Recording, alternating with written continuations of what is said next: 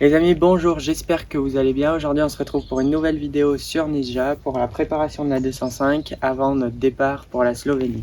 Et oui, la semaine prochaine, nous partons en Slovénie avec les Ingérables pour aller essayer cette petite 205 avant notre départ l'année prochaine pour l'Europe Raid. Je vous souhaite une bonne vidéo. Allez, c'est parti!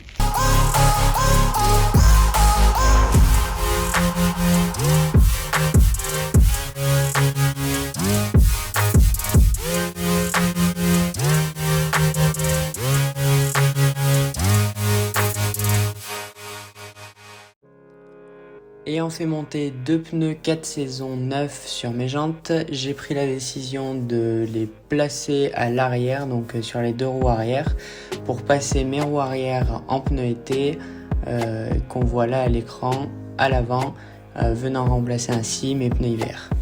C'est pas que je sois feignant, mais bon, quand même, ça m'évitera de changer les pneus encore une fois cet hiver. Au moins je garde mes pneus 4 saisons à l'arrière, et j'aurai juste à changer mes 2 roues avant pour monter mes pneus neige. C'est pas que ce soit long de passer les roues arrière à l'avant et de monter ces nouvelles roues à l'arrière, mais disons qu'avec un cri, ça aurait été 2 fois plus vite avec un pont quoi. Je te laisse admirer mon total look en tongs et en short pour changer des roues. Une tenue parfaitement adaptée, très connue chez les mécaniciens. Bon, après, c'est vrai que juste après, je devais aller surveiller des gosses au bord de l'eau, donc j'avais pas trop le temps, quoi.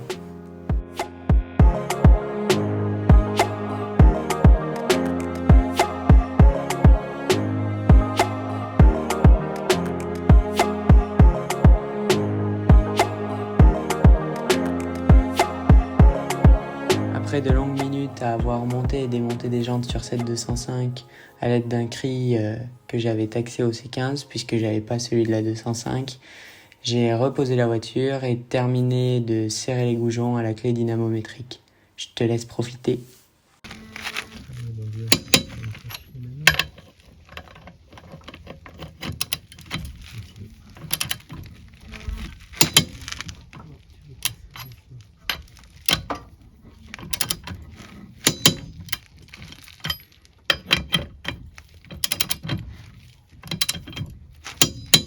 On se retrouve quelques jours après le début de cette vidéo, donc j'en ai profité pour changer les plaquettes et les disques à l'avant, des 2 côtés. Au moins comme ça on sera tranquille pour partir en Slovénie. Et donc en démontant les roues, je m'étais aperçu que le cardan gauche, enfin le cardan droite, avant droite, le plus long qui se trouve juste ici, il y avait un soufflet qui perdait, donc il y avait de la graisse qui se trouvait à ce niveau là, juste ici. Donc on a carrément changé le cardan et je vais vous montrer l'ancien cardan. Du coup voilà l'ancien cardan. Donc en fait il manquait juste un collier de serrage comme on retrouve de ce côté là. Et c'est pour ça qu'il fuyait, mais bon, j'ai préféré le changer, au moins comme ça, on repart sur un cardan neuf, surtout que sur 205 ça coûte pas très cher. Donc celui-là je le garderai quand même au cas où en pièce de rechange si l'autre vient à casser, mais c'est très rare quand ça arrive et ça permettra de repartir sur un cardan neuf sur la voiture. Et celui-là je le garderai en pièce de secours. Voilà. Après le changement du cardan, je suis revenu à des activités beaucoup plus simples.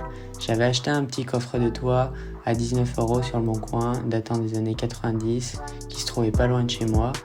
Et bon, bref, il était un peu délavé par le temps. Mais bon, rien de méchant. Un petit coup de peinture et il était reparti pour 10 ans. Je l'ai quand même lavé avant de peindre. J'ai commencé par le laver au savon, avec un peu de pec citron, suivi d'un rinçage au jet. Mais bon, ça n'a pas trop suffi. Du coup, j'ai appliqué un peu de dissolvant afin d'enlever les dernières traces avant d'appliquer la première couche de peinture. Bien sûr, peinture achetée chez Action, du pas cher, mais pas sûr que ça tienne dans le temps. Mais bon, on verra bien dans le temps. Un coffre de toit acheté 19 € sur le Bon Coin, 2 bombes de peinture, le tout à 6 €, une facture de 25 €. Comme on dit, ça mangeait pas de pain.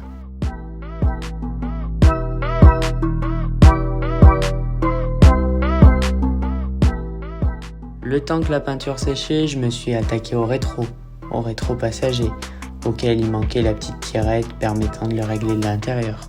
Je t'avoue, je me suis un peu fait chier avec ces 3 vis Torx qui le retenaient, complètement rouillées. Mais bon, vu que j'avais pas vu celles qui étaient dans la boîte avec le nouveau rétro, j'ai remonté les mêmes pour les changer le lendemain.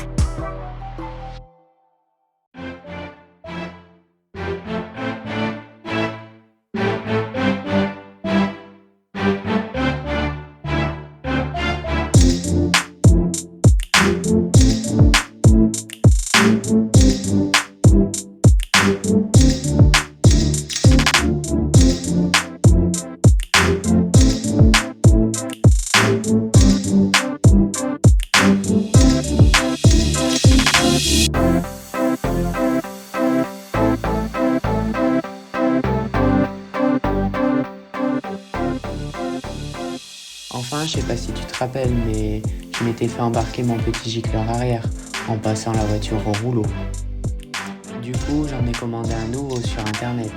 C'est vrai qu'il était pas donné, mais bon, c'est pas le genre de pièce qu'on achète tous les jours.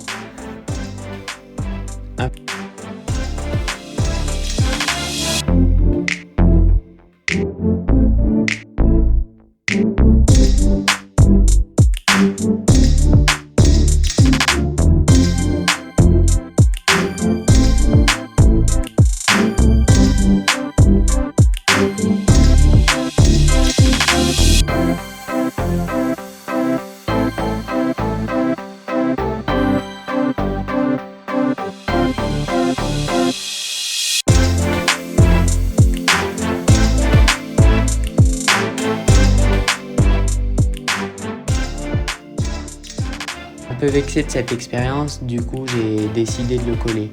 Je sais pas si j'ai bien fait, mais au moins comme ça, il se rebarrera pas la prochaine fois que je passe au rouleau. On sait jamais, ça évitera d'en acheter un tous les mois.